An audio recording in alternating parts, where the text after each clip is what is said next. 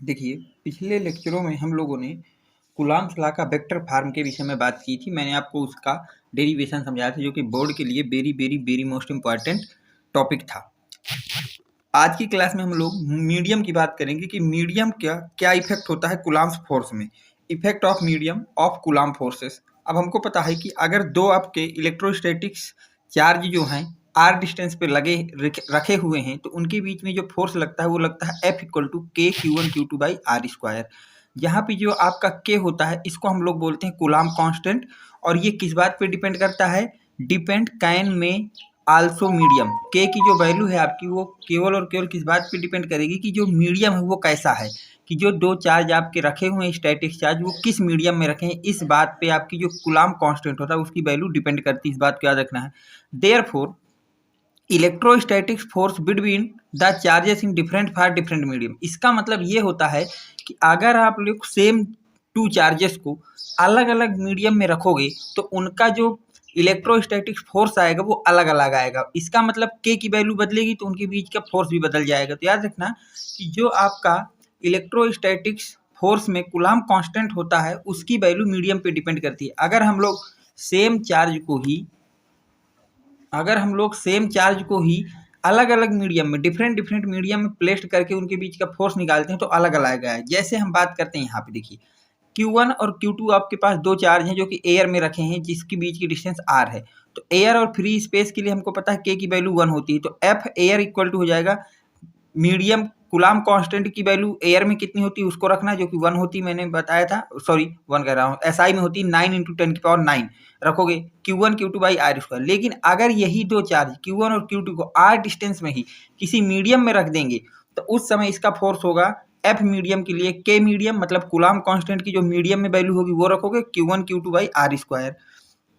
ठीक, अब देखिए जो वैल्यू ऑफ के होती है ये जिस फैक्टर पे डिपेंड करती है, के की वैल्यू कूलॉम कांस्टेंट की वैल्यू, उस फैक्टर को आप लोग बोलते हैं परमिटिविटी, इलेक्ट्रिक परमिटिविटी, जिसको एप्सिलॉन से रिप्रेजेंट करते हैं। ये जो ई बना है इसको एप्सिलॉन पढ़ते हैं, इसको आप लोग क्या पढ़ते हैं बेटा? एप्सिलॉन बोलते हैं। तो permittivity is the property of which show how much the medium is affected by electric field. और परमिटिविटी आपका ये शो करता है कि कोई मीडियम जो है इलेक्ट्रोस्टैटिक फोर्स को या इलेक्ट्रिक फील्ड को कितना इफेक्ट करता है। परमिटिविटी क्या शो करता है कि कोई भी मीडियम जो है वो किसी भी इलेक्ट्रिक फील्ड को कितना इफेक्टेड करता है। तो याद रखना कूलॉम फोर्स किस पे डिपेंड करता है? कूलॉम कांस्टेंट पे। कूलॉम कांस्टेंट की वैल्यू किस पे डिपेंड करती है? मीडियम पे। और मीडियम किस बात पे डिपेंड करता है? परमिटिविटी पे। ये याद रखना है आपको। इस बात को याद रखना कि जो कूलॉम फोर्स होता है, जो क्या होता है बेटा आपके पास? कूलॉम फोर्स होता है। कूलॉम फोर्स ये डिपेंड करता है चार्ज पे, डिस्टेंस पे और आपके कूलॉम कांस्टेंट पे। इसको याद रखना। अगर आपका चार्ज और डिस्टेंस सेम हो जाए तो अब ये कूलॉम कांस्टेंट जो है ये डिपेंड करेगा मीडियम पे। किस पे डिपेंड करेगा बेटा? मीडियम पे। और जो मीडियम है वो डिपेंड करेगा एप्सिलॉन पे। क्या किस पे डिपेंड करेगा? एप्सिलॉन। और एप्सिलॉन पे क्या डिपेंड करता है? इलेक्ट्रिक फील्ड पे डिपेंड करता है। इलेक्ट्रिक फील्ड पे डिपेंड करता है। इस बात को याद रखना कि जो कूलॉम फोर्स है वो चार्ज, डिस्टेंस और कूलॉम कांस्टेंट पे डिपेंड होता है। अगर हम लोग चार्ज को, डिस्टेंस को सेम कर दें तो आपका जो कूलॉम फोर्स है वो कूलॉम कांस्टेंट के डायरेक्टली प्रोपोर्शनल हो जाएगा। और कूलॉम कांस्टेंट मीडियम पे डिपेंड करेगा, मीडियम एप्सिलॉन पे डिपेंड करेगा और एप्सिलॉन जो है इलेक्ट्रिक फील्ड पे डिपेंड करेगा। इतना आप याद रखना। चलते हैं आगे। देखिए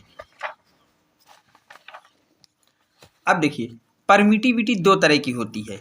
परमिटिविटी आपके पास कितने तरह की होती है बेटा? दो तरह की होती है। अगर आप परमिटिविटी लिख रहे हैं एयर की या फ्री स्पेस की, किसकी लिख रहे हैं बेटा? एयर की लिख रहे हो या फिर फ्री स्पेस की लिख रहे हो, तो परमिटिविटी को आप लोग हमेशा एप्सिलॉन नॉट से रिप्रेजेंट करोगे। इसको क्या पढ़ोगे? इसको पढ़ोगे आप लोग एप्सिलॉन नॉट। अगर आप परमिटिविटी एयर की लिख रहे हैं या फ्री स्पेस की लिख रहे हैं तो उसको हमेशा एप्सिलॉन नॉट से आप रिप्रेजेंट करेंगे। और अगर आप परमिटिविटी किसी मीडियम की लिख रहे हैं तो उसको केवल एप्सिलॉन से रिप्रेजेंट करेंगे। अब देखिए, अब आपको देखना है relation between permittivity and Coulomb constant. Coulomb constant और परमिटिविटी के बीच में रिलेशन क्या होता है? तो हमको पता है कूलॉम कांस्टेंट के जो होता है वो होता है 1/4 पाई एप्सिलॉन नॉट। जहाँ पे एप्सिलॉन नॉट का मतलब क्या है? ये वैल्यू है आपकी परमिटिविटी ऑफ फ्री स्पेस या एयर की। तो आपका यहाँ पे कूलॉम कांस्टेंट की वैल्यू होती है 9 × 10⁹ न्यूटन मीटर स्क्वायर पर कूलॉम स्क्वायर फॉर एयर। इसकी यूनिट भी याद रखना है कूलाम कांस्टेंट की, न्यूटन मीटर स्क्वायर पर कूलाम स्क्वायर, और ये किसके लिए, एयर या फ्री स्पेस के लिए। पर अगर यही आपका कूलाम कांस्टेंट आपको किसी मीडियम का निकालना है तो उस समय फॉर मीडियम के लिए जो कूलाम कांस्टेंट का फार्मूला होगा वो होगा 1/4 पाई एप्सिलॉन। क्या हो जाएगा, 1/4 पाई एप्सिलॉन। यहाँ नॉट क्यों नहीं लगेगा, क्योंकि हम अदर मीडियम की बात कर रहे हैं, और मैंने पहले बताया है कि जो परमिटिविटी हो अदर मीडियम के लिए एप्सिलॉन से रिप्रेजेंट करते हैं, और इसकी वैल्यू कोई फिक्स नहीं है, ये डिफरेंट होगी फॉर डिफरेंट मीडियम। मीडियम पे डिपेंड करेगी कौन सा मीडियम है, तो उसके लिए एप्सिलॉन की वैल्यू आपको देगा, रख के आप लोग के की वैल्यू निकाल लोगे। इसके बाद एक रिलेशन याद रखना कि जो कूलाम कांस्टेंट एयर का होता है और कूलाम कांस्टेंट जो मीडियम का होता है, इसकी वैल्यू किसके बराबर होती है, परमिटिविटी कांस्टेंट मीडियम और परमिटिविटी कांस्टेंट फॉर एयर। इन दोनों का जो रेशियो होगा इसको हम लोग ई आर से रिप्रेजेंट करते हैं। किससे रिप्रेजेंट करते हैं भैया, ई आर से। पढ़ते क्या हैं, रिलेटिव परमिटिविटी। इसको क्या पढ़ते हैं, ई आर का मतलब क्या है भैया, रिलेटिव परमिटिविटी, जिसको आप लोग डाई इलेक्ट्रिक कांस्टेंट या रिलेटिव परमिटिविटी भी बोलते हो। तो कूलाम कांस्टेंट एयर और कूलाम कांस्टेंट मीडियम का जो रेशियो होता है वो epsilon divide by epsilon naught के बराबर होता है, जिसके रेशियो को हम लोग dielectric constant E R या फिर रिलेटिव परमिटिविटी से रिप्रेजेंट करते हैं। इसके बाद याद रखना, अगर आपसे केवल परमिटिविटी की वैल्यू पूछे यार, कई बार ये ऑब्जेक्टिव क्वेश्चन में पूछ लेते हैं कि एप्सिलॉन की वैल्यू बता दीजिए, तो याद रखना जो आपका एप्सिलॉन नॉट एयर के लिए परमिटिविटी होती है, इसकी वैल्यू होती है 8.85। इसकी वैल्यू कितनी होती है बेटा, 8.85 इंटू 10 की पावर -12 होती है। इसकी वैल्यू आपके पास होती है 8 इंटू 85 इंटू 10 की पावर -12। जबकि जो एप्सिलॉन है, अब देखिए यहाँ से आपको ये पता है कि जो रिलेटिव डाइलेक्ट्रिक कांस्टेंट है वो किसके बराबर है, epsilon divide by epsilon not. तो अगर मैं आपसे बोलूँ कि एप्सिलॉन की वैल्यू बता दीजिए, तो क्या है वो, relative permittivity into permittivity of air के प्रोडक्ट के बराबर होगी। ये फार्मूला याद रखना कि जो आपके पास परमिटिविटी ऑफ मीडियम होती है किसके बराबर होती है, permittivity of air into dielectric constant. तो याद रखना सवाल में हमेशा आपको डाई इलेक्ट्रिक कॉन्स्टेंट दिया जाएगा, परमिटिविटी ऑफ एयर याद होना चाहिए, और इन दोनों का प्रोडक्ट जो होगा वो परमिटिविटी ऑफ मीडियम की वैल्यू आपको देगा। ठीक, जैसे यहाँ पे मैंने कुछ चीज़ें आपके शॉर्ट में और करके रखी हैं जिनको आपको लर्न करना है अच्छी तरह से। देखिए पहली बात याद रखना है कि जो डाई इलेक्ट्रिक कांस्टेंट होता है, क्या होता है बेटा, dielectric constant only 3 value, इसकी केवल 3 ही वैल्यू पॉसिबल हैं, and can not be less than 1, और इसकी कोई भी वैल्यू कभी लेस देन 1 नहीं आ सकती, 1 से कम नहीं आएगी, इस बात को याद रखना है। अब देखिए वो क्या क्या होंगी।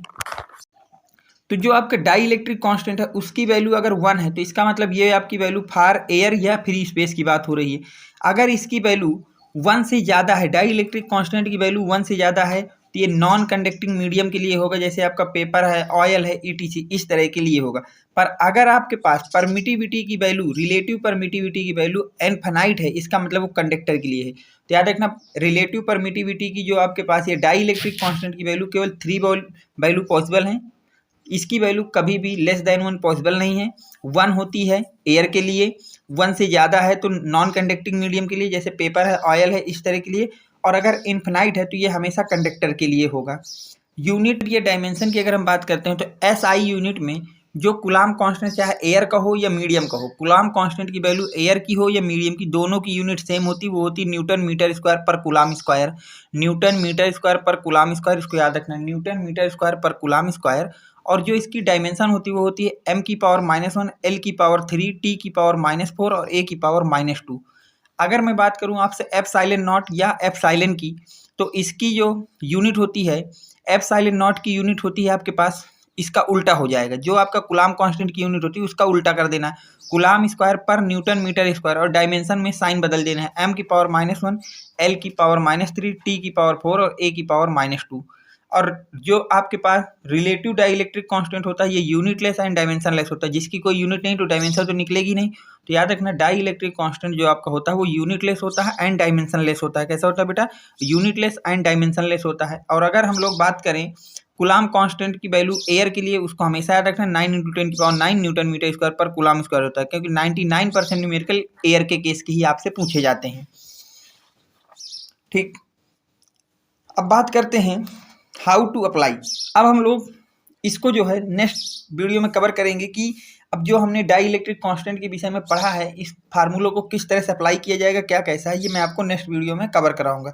अगर इसमें कोई डाउट है तो आप कमेंट बॉक्स में अपना डाउट लिखेंगे, जिसको मैं पूरी तरह से अगले वीडियो में सॉल्व करने की कोशिश करूंगा। अगर आपको वीडियो पसंद आया हो, जो कुछ समझाया गया समझ में आया हो, तो वीडियो को लाइक करें, चैनल को सब्सक्राइब करें और अपने फ्रेंड सर्कल में ज़्यादा से ज़्यादा शेयर करें। Thanks for watching. Next video coming soon.